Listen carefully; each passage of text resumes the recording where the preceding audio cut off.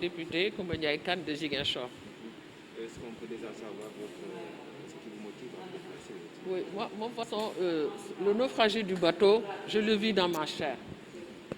Je suis de Ziguinchor et j'ai eu à prendre les premières photos parce que j'ai instauré le bureau du naufragé du bateau le Joola pour vraiment prendre en compte cela. Donc moi, je le vis dans ma chair. Ce qui aujourd'hui me fait plaisir, les victimes du bateau le Joola ont eu à faire des prières de concert, que les gens aient la possibilité de prier en même temps à midi. Ça, c'est déjà une innovation. Mais ce qu'il faut dire, moi j'étais de l'Assemblée nationale, je suis une ancienne députée. C'est bien de faire des institutions, mais de les respecter. Il y a combien d'institutions ici et c'est des vœux pieux. Ce qu'il y a à faire, c'est qu'il faudrait respecter ces gens qui sont partis. Et en tout cas, moi j'ai très mal, rien n'a été fait. Parce que ce n'est pas aujourd'hui qu'on doit nous dire qu'il faut institutionnaliser. Or que dans les institutions, c'est des mots creux. Le mémorial, cette place-là, c'était dédié tout simplement aux naufragés. C'est à cause de ça, cette place du souvenir. Mais aujourd'hui, on l'a complètement dévoyée en y mettant autre chose. Je me rappelle quand moi je venais ici, il n'y avait même pas une brique qui était là. C'était uniquement pour les naufragés du bateau le Joola qu'on a eu la place du souvenir. La place du souvenir, ce n'était pas pour des bars. Mais aujourd'hui, à ma grande surprise, c'est pour autre chose. Ce qu'il y a lieu de dire, c'est que nous devons nous battre encore. Parce que ce drame n'est pas un drame national, c'est un drame international. Nous avons des étrangers et ceux-là veulent porter plainte. Vous voyez sur Facebook, ils ont même mis des plaintes, ils ont écrit par rapport à ça. Il faudrait que l'État du Sénégal se reprenne. Parce qu'on parle beaucoup et on ne fait absolument rien en fin de compte.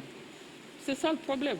Vous pensez que la chose a été minimisée? Mais absolument minimiser ça. Il faut avoir le courage de le dire. Moi, je l'ai vécu dans ma chair. Ce que j'ai dit, je suis de Ziguinchor.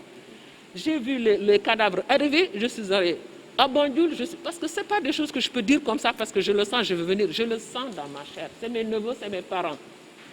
Et ça fait très mal. Ce n'est pas des vœux pieux. Nous voulons des actions et le plus rapidement possible. 18 ans après, vous y espérez?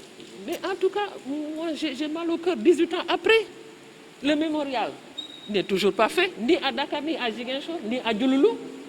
Parce qu'on a le cimetière à Diouloulou. À Diouloulou, on a des morts qu'on a enterrés à Diouloulou, mais les gens n'en parlent pas. Je crois qu'aujourd'hui, c'est bon que vous, des médias, que vous nous aidiez à diffuser cela. C'est un cri du cœur. Que ce soit les orphelins, que ce soit les pupilles de la nation. C'est juste des slogans. Après 18 ans, qu'est-ce qu'on fait? On ne peut pas prendre celui-là et laisser l'autre, or que c'est tous qui ont eu mal. Il faut des appuis concrets. Nous ne voulons plus de verbiage. Dans ce pays, on aime trop parler, on n'aime pas trop faire concrètement.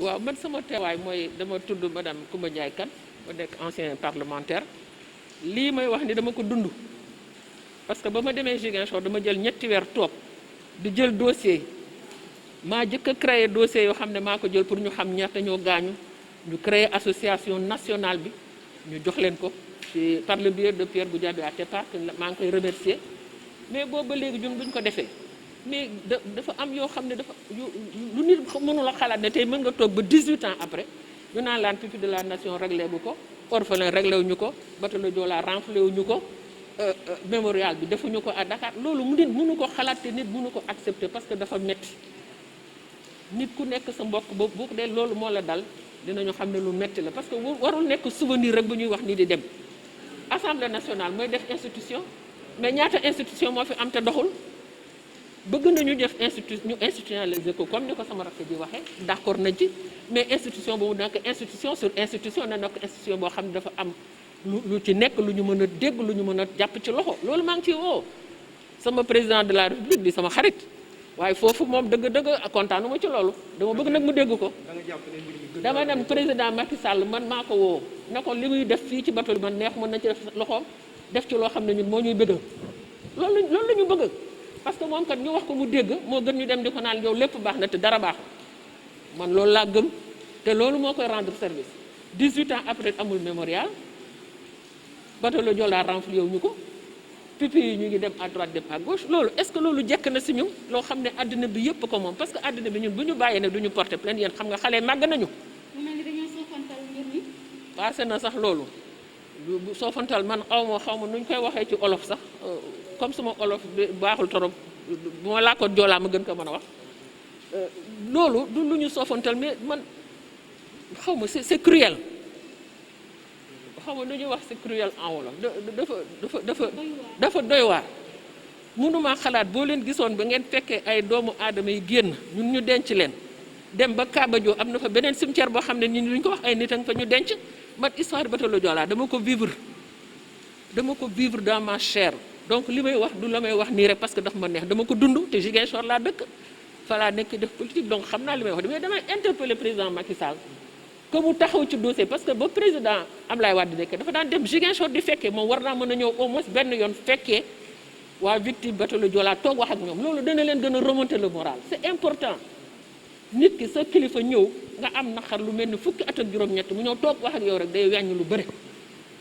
donc loolu man maa ngi ko ciy interpellé te ñu góorgóorlu nag institution baax na waaye na doog institution boo xam ne dinañ ko gis dinañ ci def lu ca war assemblée nationale voté ko ñu xam ne lu dëgër lay nekk lu am maanaam mais bëgguñu ay institution pour institution loolu bëgguñu ko man de loolu moo ma metti man te bu président Macky Sall toogoon li ma lay wax nii laa koy wax ci kanamam.